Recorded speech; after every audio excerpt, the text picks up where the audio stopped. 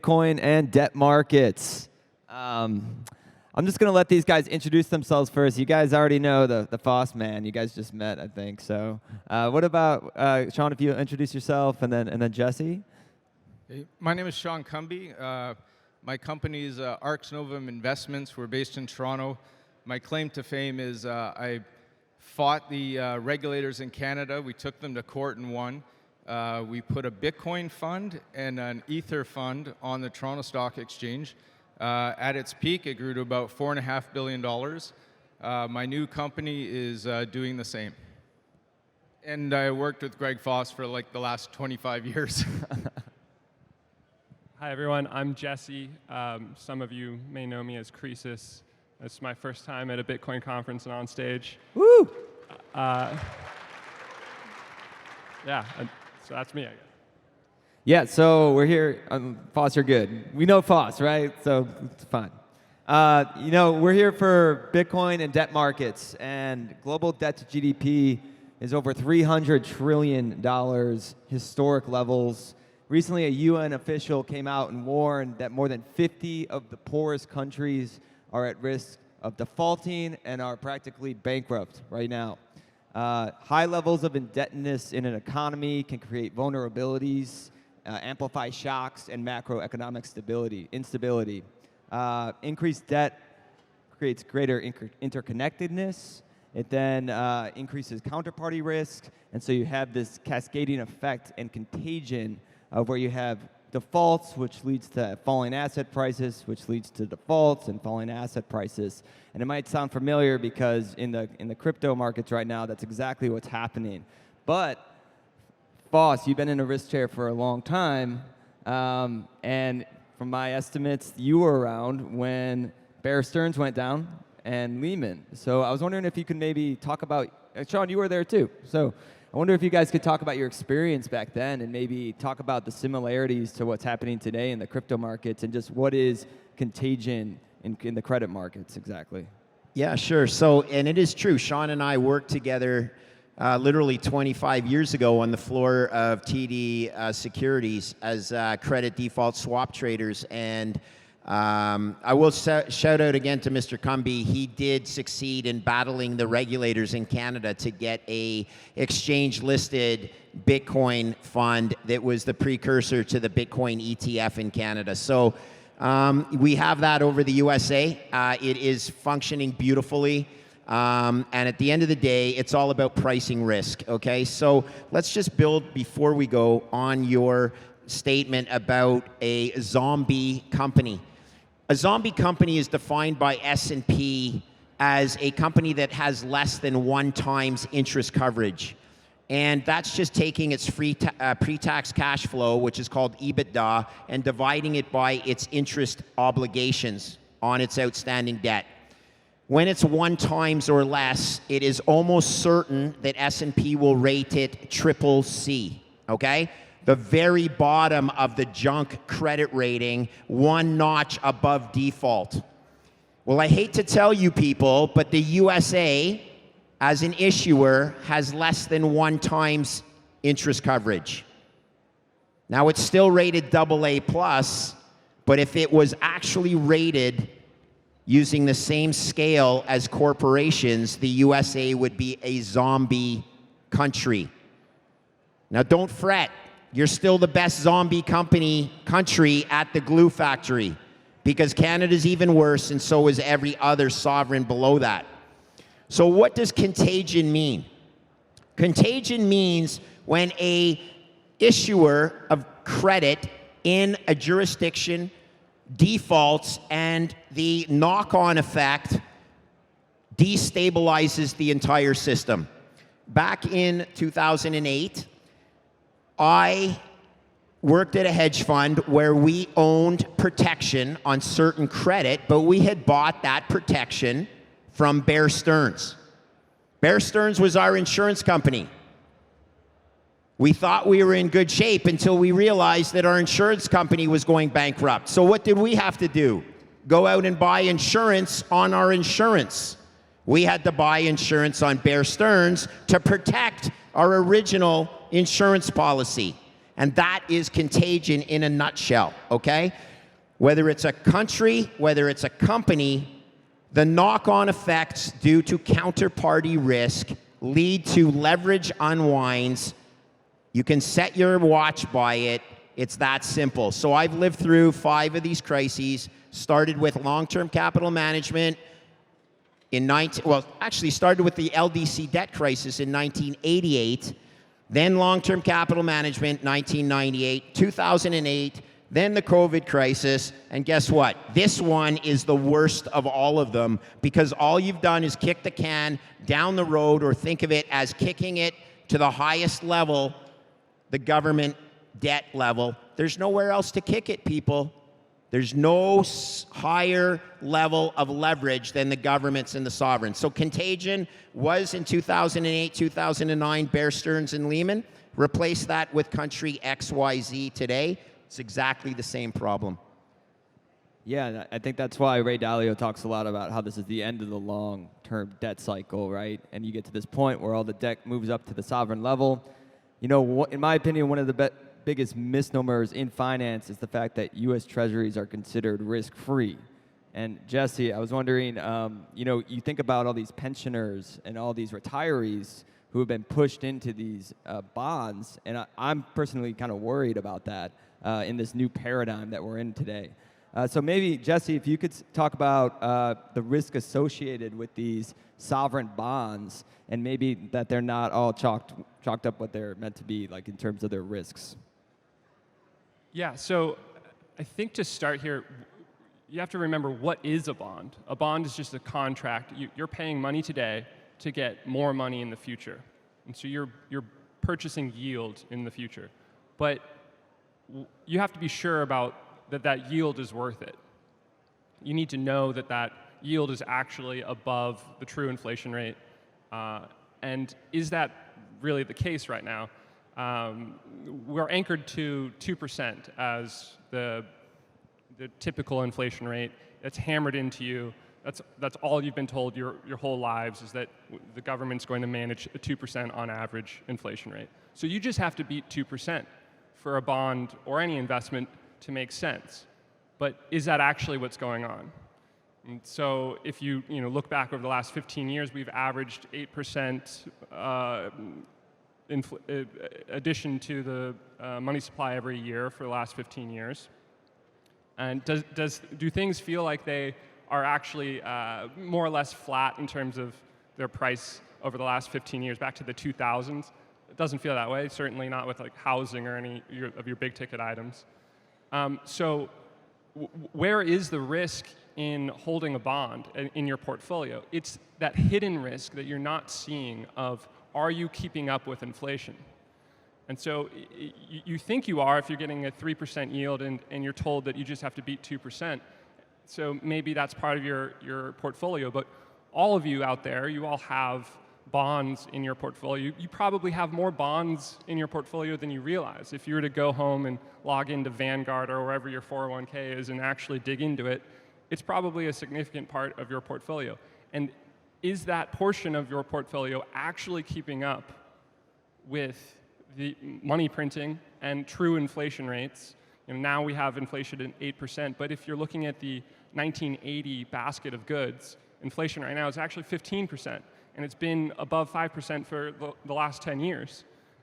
So if you've been holding bonds, you're making that nominal yield that you think is a return on your investment, but you might have been losing ground this whole time, the last 15 years, and certainly in this environment. Yeah, it's that purchasing power risk, that hidden risk that people don't seem to notice or people don't seem to get advised about. But, Shaun, the U.S. 10-year has its worst performance since 1788. That's pretty bad. And so why are institutions and investors still putting their money into this? You would think that they would kind of realize this when you have CPI at 7.7%. You have the Fed talking about pausing rates at 4%. Why would they buy these 30-year bonds and take on that inflation risk? These large institutions don't have the flexibility in policy. When you're moving tens of billions of dollars around, deviations from your target policy First of all, it costs an enormous amount of money. It's career risk if you deviate from the policy, and they continue to do what has worked in the past. Since 1983, we've had falling interest rates.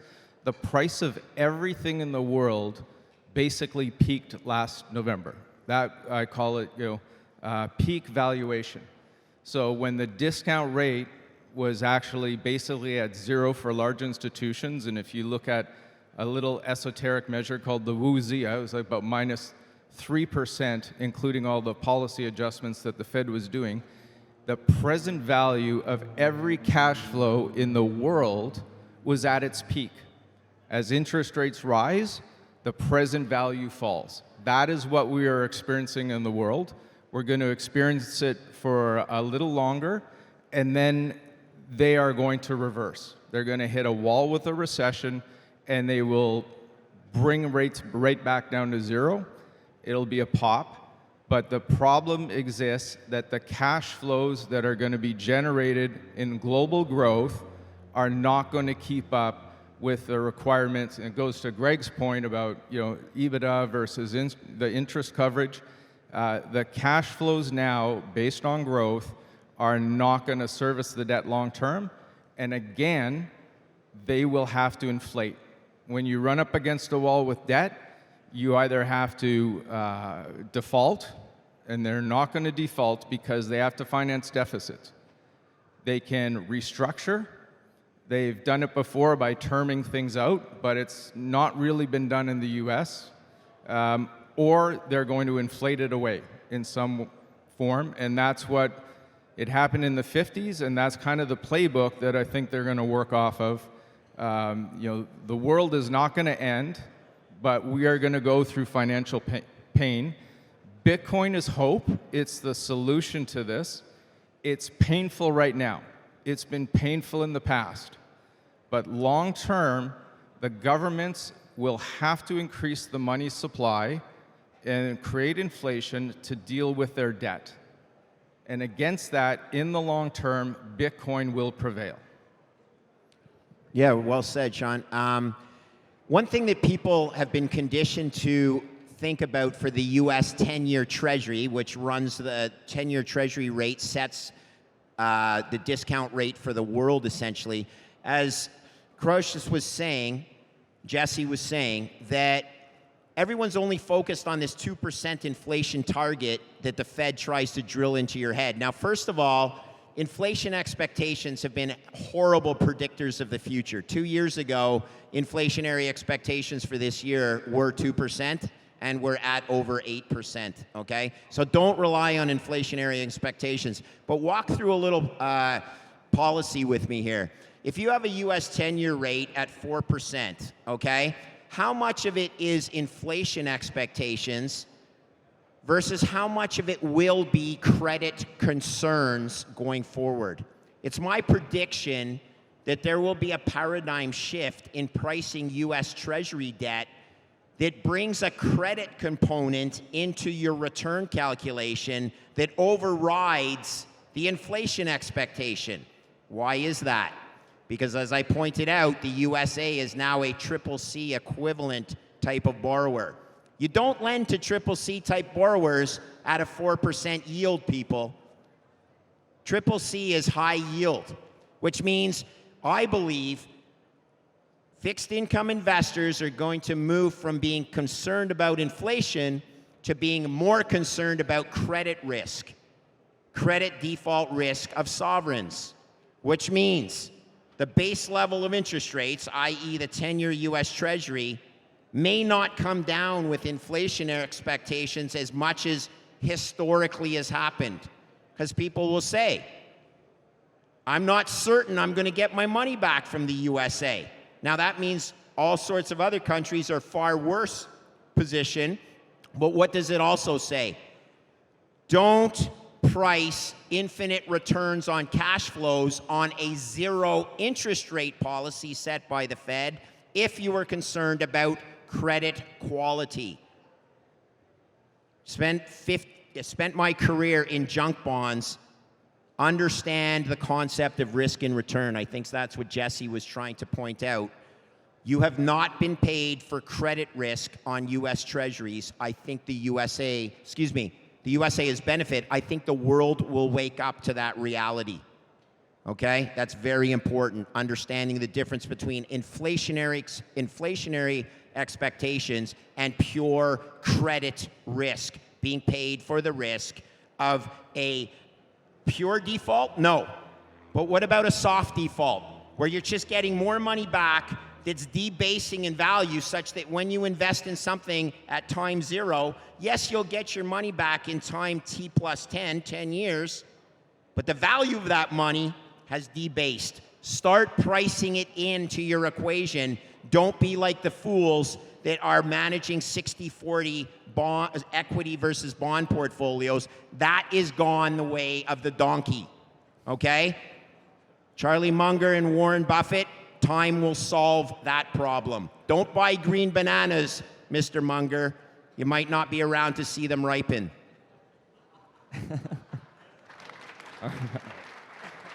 So, you have a Fed that was basically pumping on the gas, and now it's slamming on the brakes, right? And there's a long and variable lag to monetary policy. So you have them spike interest rates in the spring, and a lot of what we're feeling now is just from the hikes way back then, and we still have a lot more pain to go from the hikes over the summer, and it kind of has to trickle through. But the Fed keeps pumping interest rates up, right? And there's signs of fragility everywhere throughout the economy. And one of those is credit card debt recently hit a record high of $930 billion, with the youngest Americans having the highest delinquency rates. Also, the savings rate has plummeted, right? So those two things together tells you a sign of what households are feeling right now. So Jesse, what's the implications of loading up our youth with a mountain of debt? How can Bitcoin maybe reverse this worrying trend? Yeah, we've gotten ourselves into this pattern culturally of debt is fine, debt is good, you can turn to debt. And debt is drag. Debt is drag on your financial conditions, your financial future, your trajectory, because you have to service that debt. So credit card debt, you're talking about 18% that you have to service. And as we pointed out, things aren't going to, the tailwinds that we've had over the last 40 years of decreasing interest rates, trending down to 0 and staying there for a while, driving up asset valuations as as that flows through your discounted cash flow valuation models and everything gets bid up. That's a thing of the past, as Shaun was pointing out. So you have a generation, our generation, out there with a lot of debt, with now facing headwinds as asset valuations are coming down, contraction in the economy is happening. It's a bad recipe. And if you zoom out, this is what's happening with national debt on a government level. We have now passed $30 trillion of national debt. And that means that our national debt is now 130% debt to GDP. 51 out of 52 times a country has reached that level of debt, and since 1800, a default of some kind, whether hard or soft default, has eventually happened. The one exception is Japan, and Japan is now circling the drain on that front. So, governments, countries are facing the same headwinds, and the only way out, if you're my age or younger, is to really look at what horse you're riding. In terms of, Paul Tudor Jones said, an investor's job is to be on the fastest horse. And so what asset classes out there can actually deliver return on your investment and outpace money printing? It's not bonds. Bonds are a melting ice cube, as Foss loves to say, and some melt at faster rates than others. The only thing out there that I see that is undervalued is Bitcoin at $400 billion in a $900 trillion asset landscape. 400 trillion of that is really just looking for a store of value, looking to propagate itself through time undiluted to preserve that purchasing power for future use. And Bitcoin, when you really look into it, has the best monetary properties, the best properties as a store of value of any of the options out there. Way better than bonds, better than real estate, better than equities that have been bid up to record valuations. So which horse are you going to be on, and how much of your portfolio is allocated to that horse? Because if you go home and you look at how much of your Vanguard portfolio is actually in bonds, it's probably 20, 40%. And you might want to think about that. It's a good point, man. I believe that's a pretty big total addressable market there. I really want to get Shaun's opinion on, or just his thoughts around Bitcoin's relationship with interest rates. Now that we are in this rising interest rate environment, it's new. Obviously, Bitcoin's price action. I would just love to hear your relationship, or what you think the relationship is between Bitcoin and interest rates. So, in our analysis, we found the biggest asset class in the world is the U.S. dollar. Credit markets are there. Behind that, oil markets, equity markets, alternative assets. Bitcoin is an alternative asset. Yes, it can be perceived as a store of value, but it's also a technology platform. And probably when we look back, it'll be the most egalitarian human effort in our species' history. As a technology platform, you have these amazing developers contributing selflessly to a protocol that can be delivered through the internet to the global population that ends up being viable on a smartphone. That is something that you want exposure to, in addition to being the store of value. But as a technology platform, it's going to create value in many, many ways which we can't even comprehend. When interest rates are rising, as I've said, people can now invest in short-term interest rates. Bitcoin does not pay any interest unless you are taking advantage of some lending. So over time, you've got to look at this as both an asset and a technology, and realize that interest rates will affect every asset in the world. You got anything to add there, Foss? Okay. There are certain investors out there that like to think of Bitcoin as a long duration technology stock, and therefore write algorithms where Bitcoin trades as correlation to risk and the NASDAQ per se. I'm of the opinion that Bitcoin is actually your insurance policy. In fact, you are in a position where you are long volatility when you own Bitcoin. Now, I don't want to get too granular here, but that basically means you own protection. If we weren't going through this FTX situation right now, I think that Bitcoin would be shining through in terms of a non-correlated risk asset. It'll take time. It's all about education, but I'm going to bring this back to the Bear Stearns situation. I own Bitcoin very simply because it's my insurance policy on the fiat Ponzi. It's that simple. Fiat is the Ponzi, people. And by the way, FTX, it was fucking fiat.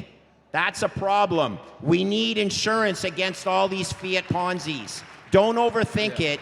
It is insurance. It's for your children. Please learn to manage risk, and don't listen to Charlie Munger. Thanks. Any platform token, remember, is a very centralized token. And if, that was a pure fiat coin. Just remember, this giant mountain of debt is all denominated in fiat that they have to debase, okay? And Bitcoin is hope. I want to thank all these three gentlemen for their insights right today. Jesse, Greg, Shaun, that was great. What a great discussion. Thanks, guys. Thank you for having us.